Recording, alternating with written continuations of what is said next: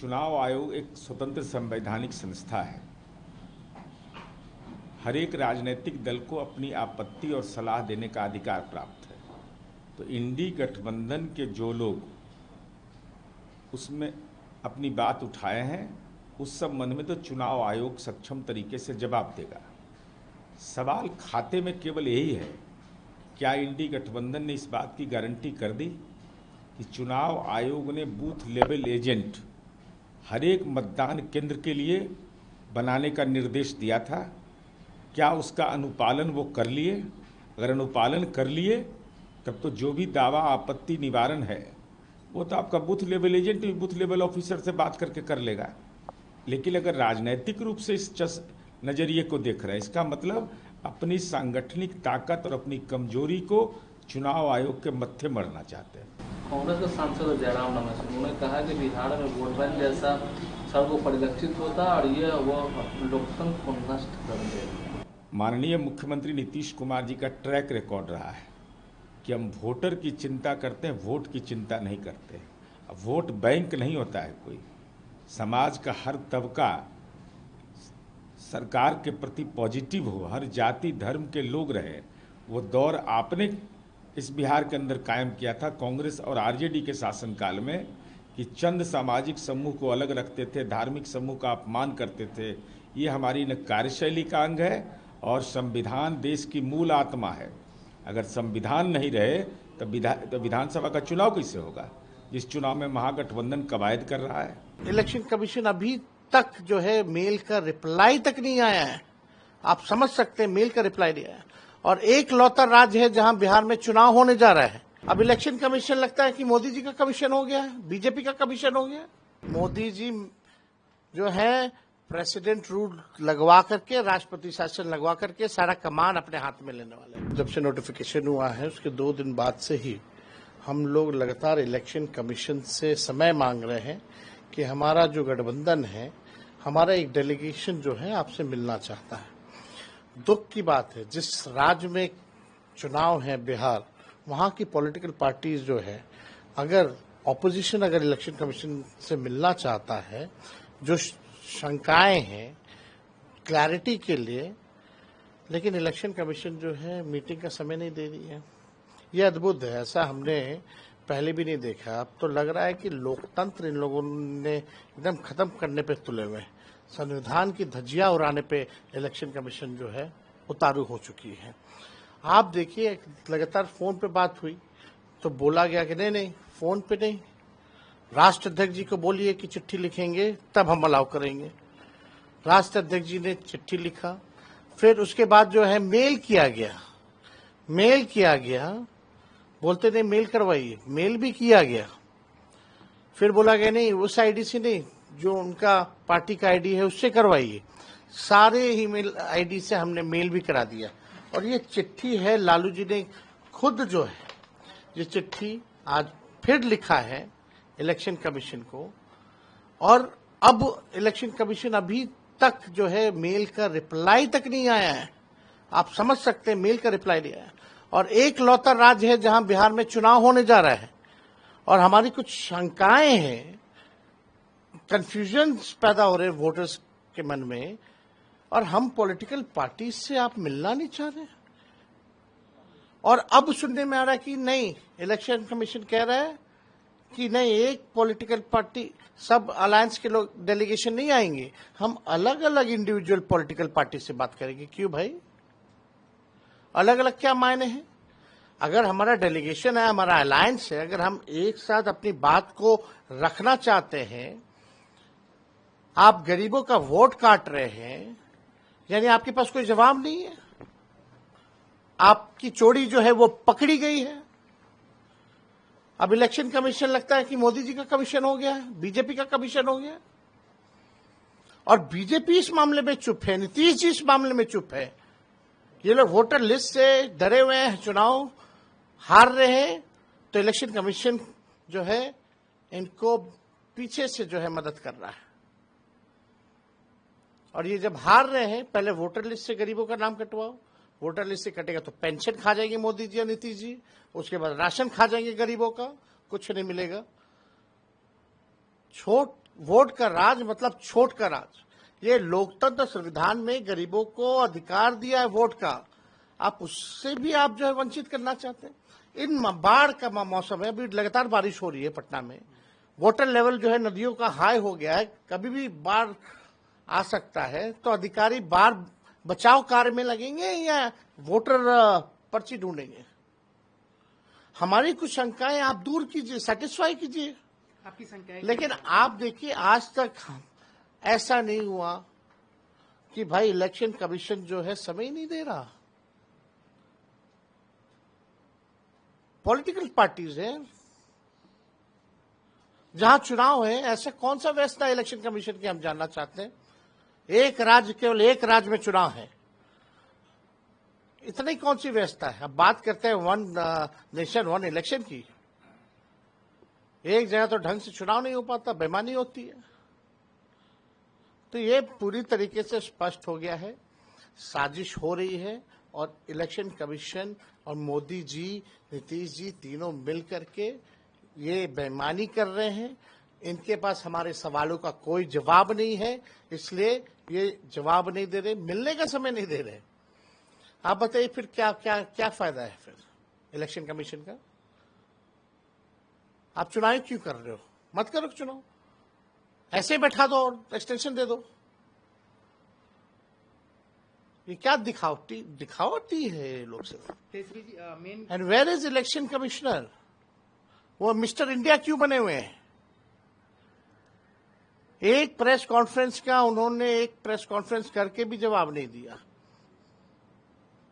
मुद्दे पे नहीं बात करते, कथा सुनाते हैं लोग। तो हम लोग तो जो देख रहे हैं कि क्या हो रहा है, अब हमको लगता है कि ये लोग जो है प्रेसिडेंट रूल जो है वो लागू करवाएंगे। देखिएगा आने वाले समय में ये बड़ा साजिश होने जा रहा है। बिहार में मोदी जी जो है प्रेसिडेंट रूल लगवा करके, राष्ट्रपति शासन लगवा करके सारा कमान अपने हाथ में लेने वाले हैं। आप सोचिए कितना बड़ा मुद्दा है ये। गरीबों का अधिकार छीना जा रहा, वोट का अधिकार छीना जा रहा है और इलेक्शन कमीशन मिल नहीं रही है पॉलिटिकल पार्टी से। हम पूछना चाहेंगे भाई और क्या करें? देखिए, अव्वल चूंकि आपने ये सवाल पूछा, मैं तकरीबन 15 वर्षों से, उससे ज्यादा से ही चुनाव आयोग के संपर्क में हूं। अलग अलग चुनाव आयुक्त आए गए, मुझे बेहद पीड़ा के साथ बाहर निकल करके ये बोलना पड़ा कि मैं इस मीटिंग को, जो इतने महत्वपूर्ण मुद्दे पे थी, मैं इसे सौहार्दपूर्ण नहीं कह सकता। चुनाव आयोग को सुलभ होना चाहिए, सुनना चाहिए। सुनने की प्रवृत्ति लोकतंत्र की मौलिक शर्त होती है। हमने सारी चिंताएं बताई, जो सवाल पूछे, चाहे नेता प्रतिपक्ष तेजस्वी जी की ओर से पत्र में जो चीजें इंगित थी, टाइमिंग को लेकर के, डिफिकल्टीज को लेकर के, बेदखल करने की एक जो लोगों के अंदर परसेप्शन जिसकी वजह से वोटबंदी बोल रहे हैं इसको, एक का भी हमें ढंग से जवाब नहीं मिला। और मैं समझता हूं कि 2003 के बाद, अगर 22 वर्षों के बाद ये हुआ, तो हमने एक छोटा सवाल पूछा था, इसका रैशनल क्या था? कोई पोजीशन पेपर लिया था? जब इन्होंने पदभार ग्रहण किया था नए वाले चुनाव आयुक्त ने, हालांकि वो ये भी कहते हैं कि नया चुनाव आयोग है, मैं तो समझता नहीं कि कैसे कोई चीज नई, निरंतरता की चीज नई के, तो उन्होंने कहा था कि पॉलिटिकल पार्टी से रेगुलर कम्युनिकेशन हमारा जरिया होगा, उसके बगैर कुछ नहीं होगा, लेकिन कार्यशैली में वो परिलक्षित नहीं हो रहा है। इसी संदर्भ में हमने कहा कि करोड़ों लोग दस्तावेज जुटाओ अभियान में लगेंगे और निशाने पे वो 20% माइग्रेंट है, जिसका जिक्र सीईसी ने भी किया। वो 20% माइग्रेंट कौन है? अलग अलग राज्यों में काम करते हैं, पर्व त्योहार में घर आते हैं, यहां के ही वोटर बने रहना चाहते हैं, क्योंकि चुनाव का बिहार में एक अलग मिजाज है। हम ही दिल्ली आने के कई वर्षों बाद तक मैं दिल्ली का वोटर नहीं था, चुनाव के वक्त में बिहार जाता था, बिहार का वोटर था। तो ऐसी परिस्थितियां बहुत जगह, लेकिन आप जिस तरह के दस्तावेज 11 मांग रहे हैं, उसमें से एक बड़ी आबादी नहीं दे पाएगी। ये कौन लोग हैं? एक गरीब है, दलित हैं, पिछड़े हैं, मुसलमान हैं। अगर आपने इनको बेदखल करने का कोई एक आवरण ढूंढ लिया है तो ये लोकतंत्र को बीमार करने की साजिश है। ने भी आलोचना किया चुनाव आयोग का, जिस तरह से संवाद हुआ। तेजस्वी यादव ने यहां तक कहा कि ये बीजेपी के सेल हैं चुनाव आयोग को। देखिए, बहुत सारी चीजें बीते दिनों में ऐसी हुई हैं। आपको स्मरण होगा चंडीगढ़ के मेयर का चुनाव और उनकी वो तस्वीर सीसीटीवी कैमरा का, वो तस्वीर तस्दीक करती है इस बात की कि सुकुमार सेन से लेके यहां तक की यात्रा कैसे कर ली हमने। उस संदर्भ में चीजों को देखिए। और मैं बार बार कहता हूं, चुनाव आयोग 324 के तहत स्वतंत्र और निष्पक्ष चुनाव का वाहक है और ये दो शब्द मात्र नहीं है। लेवल प्लेइंग फील्ड कहां है? कौन सी बड़े बड़े सूरमा लोग बीजेपी के किस तरह के नफरत के भाषण देते रहे। मैंने सैकड़ा कंप्लेन किया। चुनाव के बाद पावती की खबर आती है, कैसे भरोसा होगा?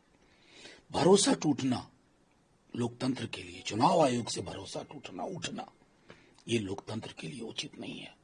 काश कि हमारे जो लोग वहां बैठे हैं इसको समझें।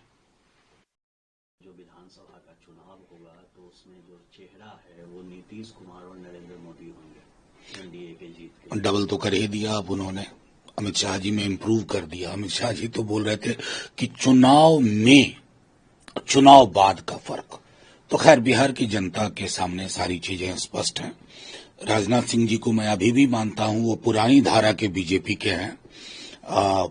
आलोचना भी हमारे करते हैं तो शत्रु के शब्दों में नहीं करते हैं, बड़ी शालीनता से करते हैं। वो धारा हालांकि बीजेपी की विलुप्त सी होती जा रही है। लेकिन बिहार का चुनाव तो उन मुद्दों पे होगा जिन मुद्दों का सृजन महागठबंधन ने तेजस्वी जी के नेतृत्व में किया है। चाहे नौकरी का मसला हो, बेहतर स्वास्थ्य का हो, माई बहन मान योजना हो, बिजली में रिलीफ का मसला हो, गैस सिलेंडर में रिलीफ का मसला हो, या एग्रो बेस्ड इंडस्ट्रीज के जाल बिछाने का हो, या छात्र युवाओं के लिए संबल प्रदान करने का हो। मुद्दा यही रहेगा, कोई कुछ कर ले, इसमें बदलाव नहीं होगा। खाने पीने नेम प्लेट या यूं कहें कि लाइसेंस सर्टिफिकेट जाकर दिखाना है, डिस्प्ले करना है, उसको लेकर अब राजनीति गर्म है। असासुद्दीन ओवैसी भी अब इसमें कूद गए हैं, कह रहे हैं कि दुकानदारों को जो कहा जा रहा है एक तरह से उनको पैंट हटाना चाहिए। देखिए, सीधी सी बात है, ओवैसी साहब को भी लग रहा होगा कि विदेश में जाके क्या बोलना पड़ता है और देश में क्या हालत है। ये हम सब के लिए दुविधा का क्षण है। माननीय सर्वोच्च न्यायालय की टिप्पणी तक को भुला दिया गया। क्या प्रशासन का ये काम नहीं है कि सर्वोच्च न्यायालय की पिछली टिप्पणी के आलोक में ही व्यवहार हो? और बार बार एक चीज कहता हूं, धार्मिकता और धर्मांधता में फर्क होता है। धर्मांध बना करके ना कुछ हासिल नहीं कर पाइएगा। एक दूसरे के खात्मे की इबारत हम लिख देंगे।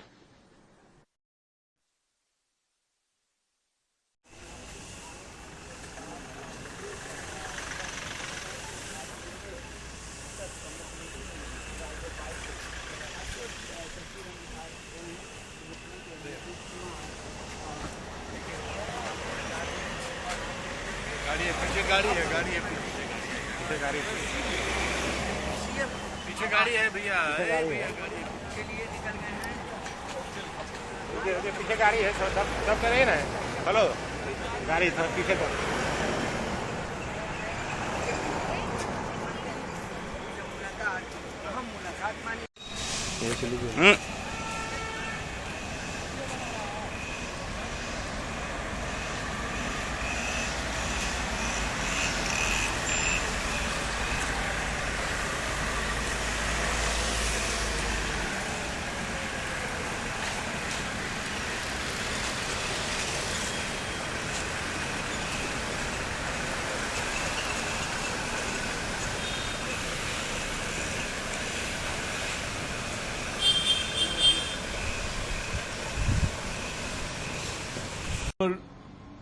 Deputy Chief Minister Tejeshwari Yadav and along with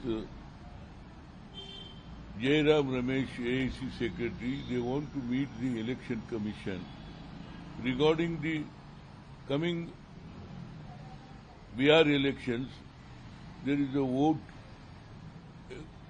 votes issue has come there. Some of their voters, they want to delete. That purpose they came to meet Honorable Election Commission of Bihar. But unfortunately, they have not allowed because all India Alliance people, everybody should go and represent. But Election Commission himself has allowed only 2 people. I can't understand the all party, Alliance party, everybody they want to meet him. Why they are denying, giving opportunity to meet Election Commission? This is a clearly case. Last time when NDA government has made Notebandi, now they want to make Votebandi. This is the correct answer I am giving. Why there is disparity? The Election Commission, only one side is doing. Whatever the Narendra Modi is saying, whatever the government, NDA government is saying, that they are following. But Election Commission is independent. They are allowed to everybody. This is a democracy. Baba Sahib Ambedkar wrote a constitution. Everybody should give a equal opportunity. But unfortunately, that they are not doing, because in Bihar election, they want to hook and cook. They want to win the election. So now they started with the enrollment of the voters. This is a clearly saying that previous, when NDA government as a chief prime minister was, he has started Notebandi. Now Votebandi also started. This is a real unfortunate for democracy. I am condemning this type of attitude by Election Commission. Election Commission is purely, everybody should get the opportunity. When India Kudami, India Alliance, as everybody has gone there, why you will allow only 2 persons? This is a clearly saying that to democracy is not there. It is the only dictatorship is going on in Bihar. I am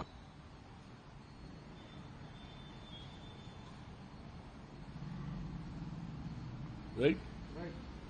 Bihar ఎన్నికల్లో జరగబోయే ఎన్నికల్లో ఓటర్ల లెక్క ఎంతమంది ఉన్నారు, ఏ ఇంట్లో ఎంతమంది ఉన్నారు, ఓటర్ లిస్ట్ తయారు చేసే దాంట్లో కొంత అపోజిషన్ అక్కడ ఉన్నటువంటి ఎన్డీఏ పార్ట్నర్స్ కు అనుమానాలు వచ్చి ఎలక్షన్ కమిషన్ కలవడానికి పోతే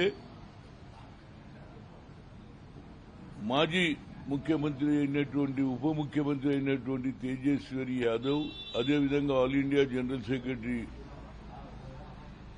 జయరాం రమేష్ గారు పోతే ఆయన ఓన్లీ ఇద్దరినే మాట్లాడతా, నేను ఎవరిని అలౌ చేయ అన్నాడు. ఇది ఎక్కడి న్యాయం అండి? ఎలక్షన్ కూటమి ఏదైతే ఉన్నదో అందరు కలిసిండ్రో, ఇండియా అలయన్స్ వాళ్ళని కలవకుండా ఇద్దరినే కలవడం అంటే అది కేవలం కావాలని. Election commission independent body, but వాళ్ళు ఎట్టి పరిస్థితుల్లో నరేంద్ర మోడీ, బీజేపీ ఏది చెప్తుందో, ఎన్డీఏ ఏది చెప్తుందో ఎలక్షన్ కమిషన్ పార్టిజాన్ యాటిట్యూడ్ చేస్తున్నట్టుగా అనిపిస్తుంది. గతంలో ఇదే ప్రధానమంత్రి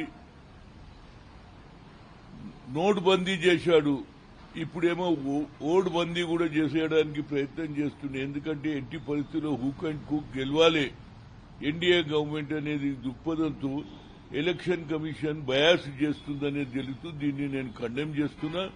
ఇలాంటి వాతావరణం నేను ఎన్నడూ చూడలే. ఎలక్షన్ కమిషన్ ఈజ్ ఇండిపెండెంట్, అందరూ సమానంగా చూడాలి. రాజ్యాంగంలో ఏం రాసిండు? బాబాసాహెబ్ అంబేద్కర్ అందరికీ సమాన హక్కు ఇచ్చాడు. మరి ఇండియా అలయన్స్ వాళ్ళందరూ కలిసిపోతా అంటే ఇద్దరిని అలౌ చేయడం అంటే ఇది గతంలో నోటుబందీ చేసినట్టే ఇప్పుడు బీహార్లో ఓటుబందీ కూడా జరుగుతున్నది. దీన్ని హుక్ అండ్ కుక్ గెలవడానికి వాళ్ళ ప్రయత్నం జరుగుతుంది. అందులో ఎలక్షన్ కమిషన్ కూడా పార్టిజాన్ యాటిట్యూడ్ చేస్తుంది. దీన్ని నేను కండెమ్ చేస్తున్నా. యాజ్ ఎ సీనియర్ కాంగ్రెస్ నాయకుడుగా, ఓబీసీ ఎంపీసీ కన్వీనర్ గా, మాజీ పీసీసీ అధ్యక్షుడు ఆంధ్రప్రదేశ్ కు దీన్ని నేను కండెమ్ చేస్తున్నా. ఇలాంటి యాటిట్యూడ్ చేయడం ఇది ప్రజాస్వామ్యం కాదు. ప్రజాస్వామ్య వ్యతిరేకంగా ఎన్డీఏ గవర్నమెంట్ పనిచేస్తుందనేది నా ఉద్దేశం.